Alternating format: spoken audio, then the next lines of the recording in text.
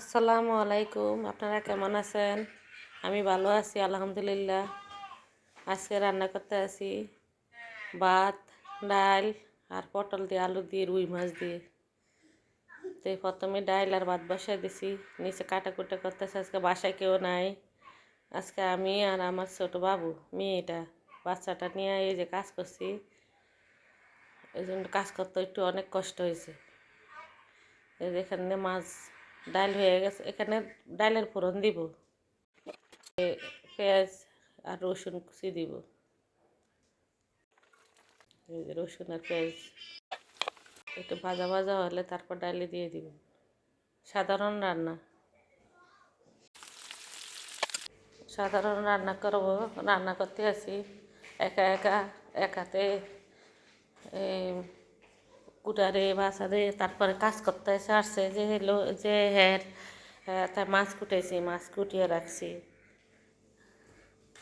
মাছ কুইটা দিয়ে গেছে, ধুয়া টুয়া সব পরিষ্কার করে একজনের কাজ করতে তো অনেক সময় লাগে।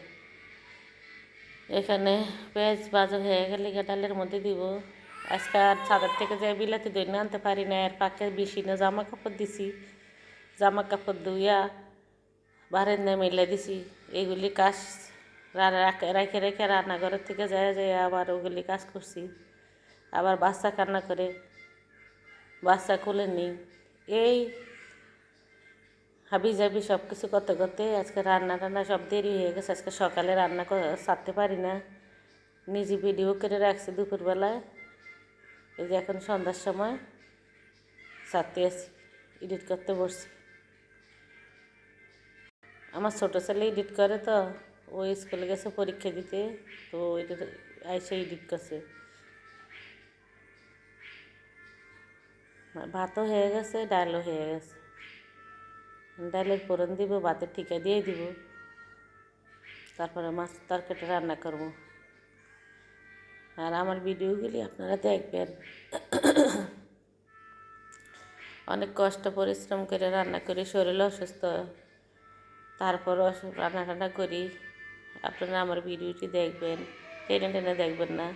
আমিও তো সবাই দেখি, সবাইকে সাপোর্ট করি। আমারে কম মানুষই সাপোর্ট করে, কেননা আমার ভিউ বাড়ে না। আমি ফেসবুকেও আমার ভিউ বাড়ে না, কম। আমি সারি, আমার ভিডিওটি দেখবেন। আমি সবাই দেখি, যত মানুষ আমার সামনে আসে সবাইকে আমি সাপোর্ট করি। আমি শামিমা কিচেন হোম থেকে বলছি, শামিমাস কিচেন হোম। আমি এই চ্যানেলের আমি সবাইকে কমেন্ট করি, সবাইকে সাপোর্ট করি। ইউটিউব থেকেও আমি সবাইকে সাপোর্ট করি, সবাই রান্না দেখি। আমার রান্নাও দেখবেন আপনারা, আমার ভিডিও দেখবেন, টেনে টেনে যাবেন না, একটু বেশি বেশি করে দেখবেন।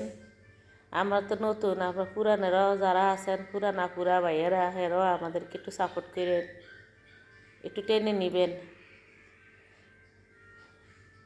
আমাদেরকে একটু সহযোগিতা করবেন। আপনারা তো নতুন মানুষ আছিলেন আগে, পুরান হয়েছেন, এখন বড় ব্লগার হয়েছেন। এখন আপনারা ছোটোখাটো মানুষ, নতুন নতুন ব্লগ করতে আছি। আমাদেরকে একটু টেনে আপনারা নিয়েন, সাপোর্ট করেন। আপনারা আমাদের দিকে না দেখলে কেমনে হবে? একসময় সবাই ছোটো থাকে, তারপরে সবাই আস্তে আস্তে বড় হয়। আমি অনেক কষ্ট করি, আমার বাচ্চা ঘুমায় রাত্রে 1টা 1:30টার দিকে, তারপরে আবার সকালে রান্না, দিনের রান্না মেয়ে নিয়ে থাকি। আগে তো বাচ্চা ঘুমাইতো একদম সকালে ফজর আজান দিতে। এখন বাসা ছিল আগে নিচের থেকে, এখন উপরে ওঠার পরের থেকে ওর টাইম একটু চেঞ্জ হয়েছে, 1টা বা 1:30টার দিকে ঘুমায়।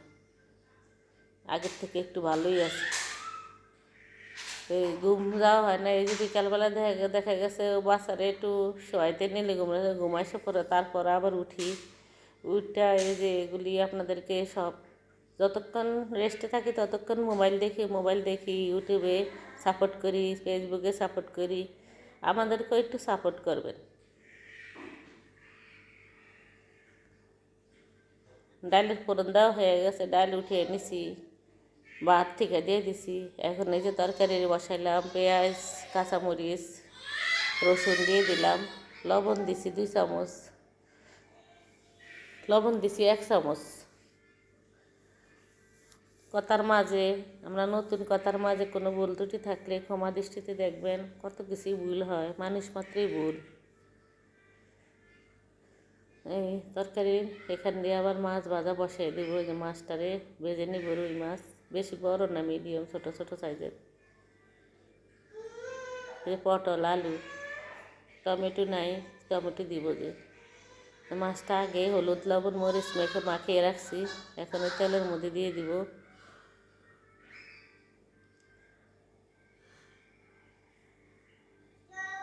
বিকেলে 3:30 বাজে রান্না বান্না করছি।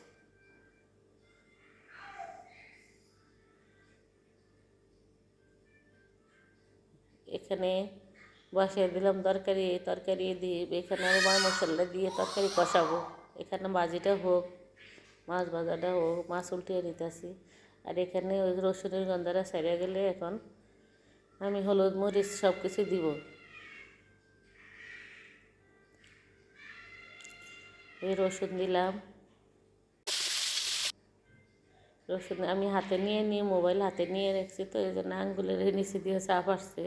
এক হাতে রান্না করছি, এক হাতে ভিডিও মোবাইল ধরে রাখছি, একটু কষ্ট হয়েছে আমার। এই জন্য দিলাম মরিচের গুঁড়া, দিলাম মরিচের গুঁড়া, হলুদের গুঁড়া দিলাম প্রথমেই। হলুদের গুঁড়া দিছি 1/2 চামচ, মরিচের গুঁড়া দিলাম 1.5 চামচ। জিরে ধনিয়ার গুঁড়া পটের থেকে উঠাইতে হবে, এই জন্য জিরে ধনিয়ার গুঁড়োটা একটু পরে দিব কষানি। একটু পানি দিয়ে দিলাম মশলাটা যেন না পড়া যায়। এখন একটু কষিয়ে তারপরে তরকারিটা দিব।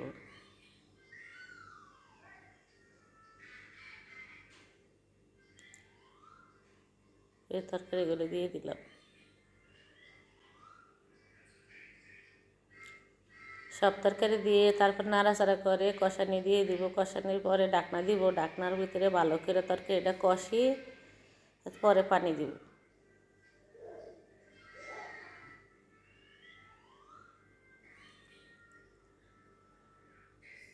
আর যারা যারা আমাকে সাবস্ক্রাইব দেন নাই, তারা আমার ভালোবেসে লাইক সাবস্ক্রাইব করে দিবেন, ভালোবেসে ভিডিওটা দেখবেন। আমার ভিডিওর যেই পাশটা ভালো লাগে, ওই পাশটা ভালো লাগার মতো থাকলে ওটা সাবস্ক্রাইব দিবেন, লাইক দিয়ে দিবেন, শেয়ার করবেন, কমেন্ট করে জানাবেন। মাছটা উল্টিয়ে দিলাম, এক পাশ হয়ে গেছে।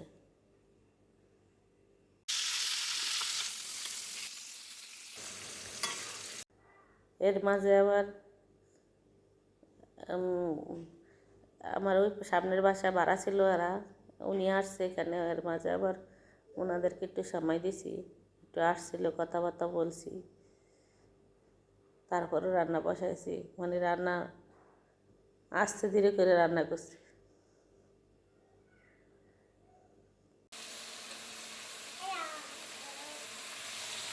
তরকারি কষানো হয়ে গেছে। এই যে জিরের গুঁড়া ধনের গুঁড়া দিয়ে একটু নাড়াচাড়া দিয়ে কষাবো।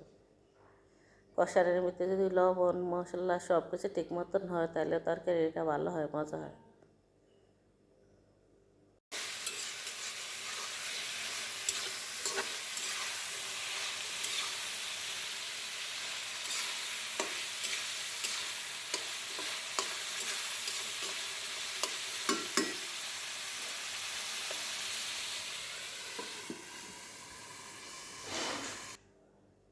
ডাকটা উঠে এখন কষানি হয়ে গেছে, এখন পানি দিব।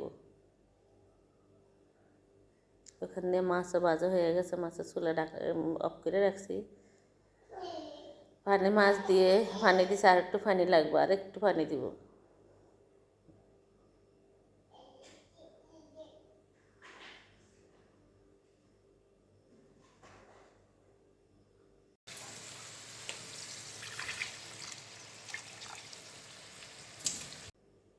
আলু দিছি, তো আলুটা এখনকার আলুগুলি কেমন জানি আলুর মাঝখান দিয়ে শক্ত শক্ত, এই জন্য আলু দিছি। পটল তো এই যে একটু পানি একটু বেশি দিলাম সিদ্ধ হওয়ার জন্য।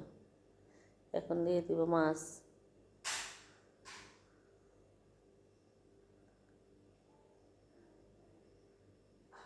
মাছ দিয়ে বলক আসলে এটা আবার একটু লবণ দেখবো, লবণ দেখে তারপর একটু লবণ দিব।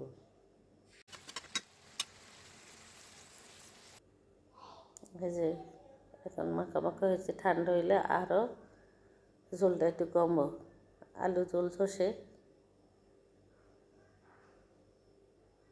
আজকে ধনে পাতা আনতে পারি না, মেয়েরে একা বাসায় রেখে উপরে যাইতে পারি না ছাদে।